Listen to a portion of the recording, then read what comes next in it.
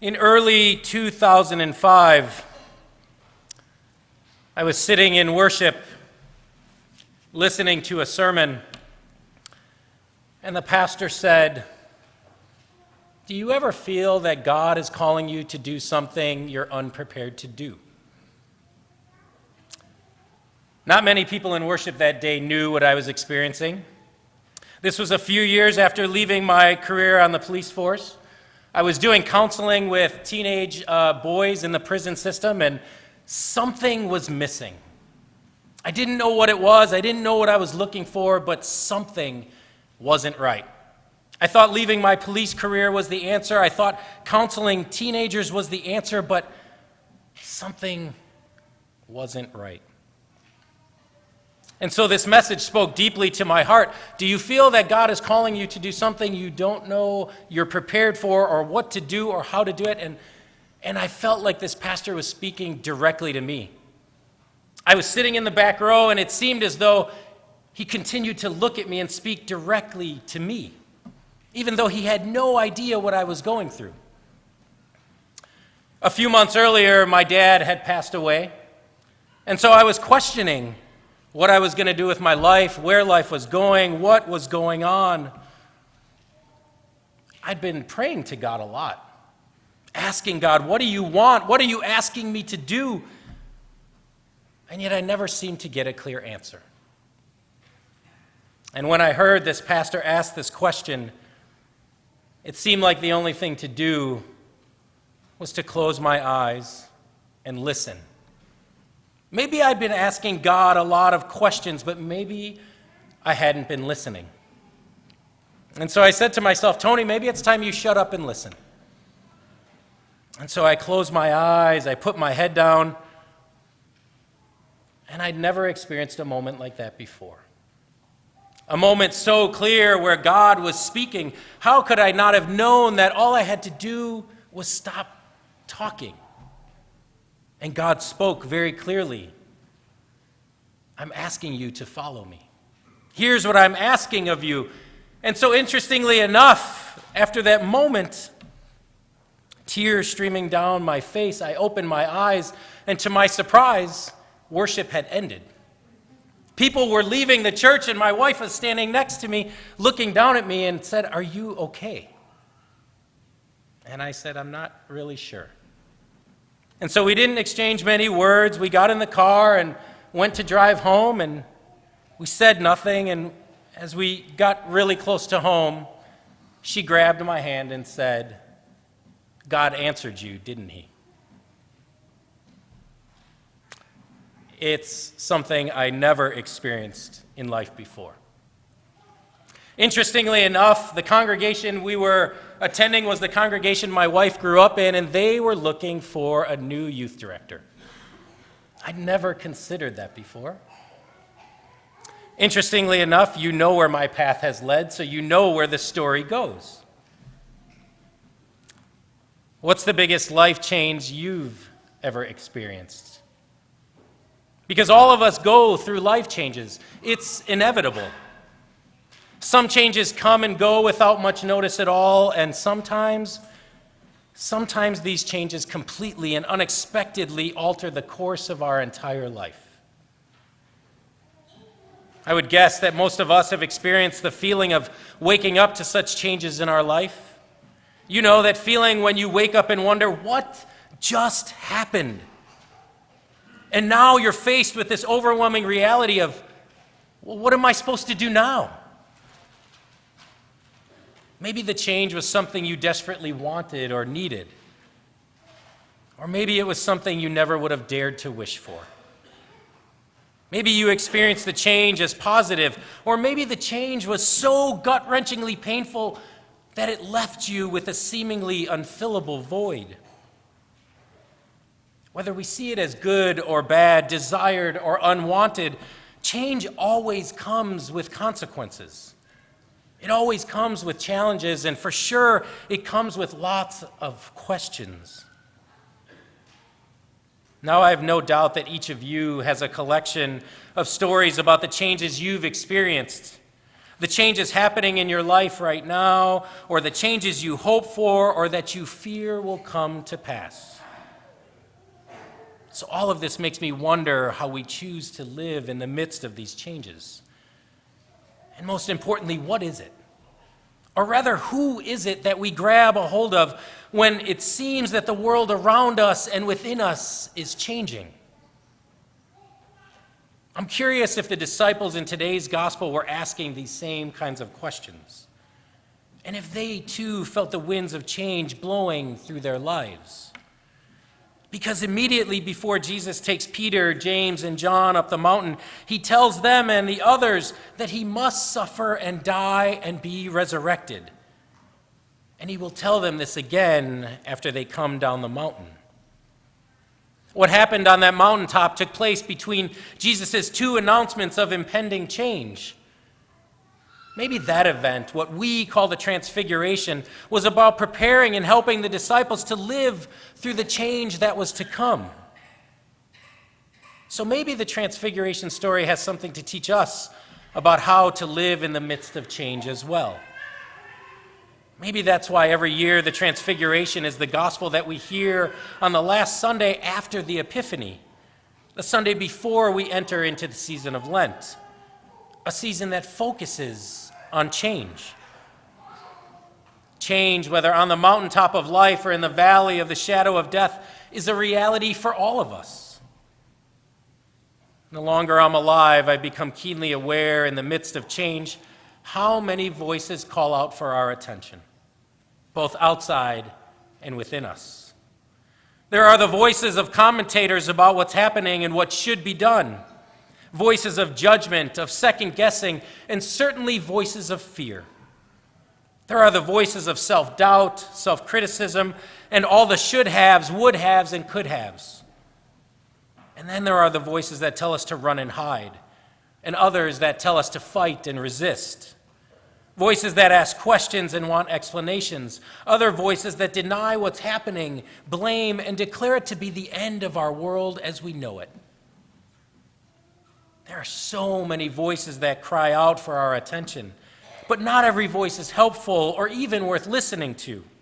Some voices may sound sweet, but they're not good for us. The story of the Transfiguration says there's only one voice to listen to.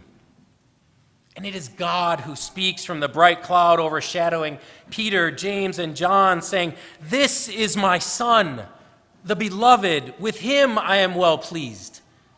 Listen to him."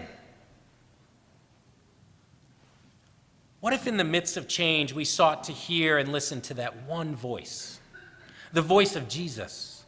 What if we kept our ears open to listen only for what Jesus was saying in our life and in our world today? What would our lives and the lives of others be like if we let ourselves become aware of and attentive to only what Jesus was saying and doing? To let his concerns and desires become our concerns and desires. To let his way of engaging life in the world become our way of engaging life in the world. Well, I think it would mean that whatever change comes upon us, it wouldn't have the final word over us. Jesus is always speaking a word larger and more powerful than any other voices, but too often it's drowned out by those other voices pulling us in countless directions. But in the midst of change, only Jesus. It is only Jesus who speaks a word of life, a word of hope, of forgiveness, of grace and mercy, a word of generosity, courage, love, and healing. Jesus speaks this beautiful word to you and to me and to all of God's children. But the question is, are we listening to his word and to his voice? At some point in our lives, each one of us has or will face a change that causes us to stumble and fall, a change that will paralyze us and leave us feeling overwhelmed. But what's important isn't whether we perceive that change to be good or bad. It's about regaining our balance and getting back on our feet under us. It's about stepping into a new life when we aren't sure what that looks like. or if there's really even a new life waiting for us. In our gospel story for today, Matthew tells us that when the 3 disciples hear the voice of God speak, they fell to the ground and were overcome by fear. And here is where the disciples' encounter with Jesus gets really interesting. Jesus begins by reaching out and touching them, letting them know that this isn't a dream or a nightmare, but rather that Jesus is tangibly there with them. Jesus follows this touch by saying, "Get up." Except get up isn't just get up. It's more than that. It's be raised. This is the same word used again by the angel to describe Jesus' resurrection. So hear the latter part of that story again. The voice from heaven affirms Jesus' identity as the beloved Son and commands Peter, James, and John to listen to him. That is, hear his words, follow his commands, be obedient to his call. In response, they fall to the ground in terror. And then Jesus reaches out and tells them literally to be raised and no longer fear, to be aroused from the sleep of death, or maybe even to be resurrected. The word Matthew uses here is the same verb he uses when he talks about Jesus healing the paralytic, telling him to stand up. It's the same word as when Jesus takes the hand of the dead daughter of the synagogue leader and the girl got up. It's the same word as when Jesus instructs the 12, raise the dead. The same word when Jesus foretells his own resurrection. The same word the angel tells the women at the tomb. He is not here, for he has been raised as he said. This should be a reassurance for us, that Jesus comes to us in whatever circumstances of change we find ourselves, touches us and says, "Get up, be raised." It's the promise that although life has changed, it has not ended. Somehow new life is hidden in the midst of change, even when we can't see it or we struggle to believe it. God uses the changing circumstances of our lives and in our world to bring us into new life. Now, I'm not suggesting that God directly causes change to come upon us, but I am confident that God never wastes a chance to draw us from the death of our old life and into the new and abundant life that he promises us. I think it's safe to assume most of us live with some kind of fear. And the possibility of change often brings about that fear. The fear of leaving what's familiar, the fear of losing what we love and value. And sometimes it's the fear that comes with getting exactly what we want. But here in the midst of the uncertainty of change, Jesus' actions embody the very nature of God. Matthew tells us that Jesus doesn't leave them on the mountaintop, face down and consumed by their fear. No, Jesus reaches out and touches the disciples. He commands them to be raised, and then Jesus says, "Do not be afraid." These are powerful words, and Jesus speaks them directly to the heart of the human condition, and they're just the words the disciples and us need to hear in order to be raised up and get back on our feet. And no matter how many times I read this story, I'm always amazed that there's no mention of their sin or their failures or their doubt, no description of blame, disapproval, criticism, or judgment of any kind. What Jesus does do is speak a word of resurrection that casts out fear, creates unexpected possibilities, and gives new life. But I also want to be clear about something else. Jesus' words don't magically eliminate our fear. Instead, we receive the invitation to take that first step into a new and changed life despite our fear. His words are the reassurance, once again, that change doesn't have the final word. Jesus does. We aren't called to be fearless. Rather, we're called just to be courageous enough to trust that the Holy Spirit is always with us, guiding us and reassuring us of God's presence in the midst of the change and the fear. Dear friends, I won't pretend to know or understand all the changes that you're dealing with. Maybe it's in your marriage or a struggle you're having with your children. Maybe it's the death of a loved one. Maybe it concerns your own health, your age, your physical, mental, or emotional well-being. Maybe it concerns your job or your income. Maybe it's a dream or plans that didn't work out. Or maybe it's that life is going exactly the way you want. Maybe you're on a road to recovery. Maybe everything has fallen into place, and for the first time, and as long as you can remember, you feel completely alive. Listen to him. Be raised up. Do not be afraid. What if these words are holy wisdom meant to speak directly into these times of change? What if they're the means by which we step into our own transfiguration?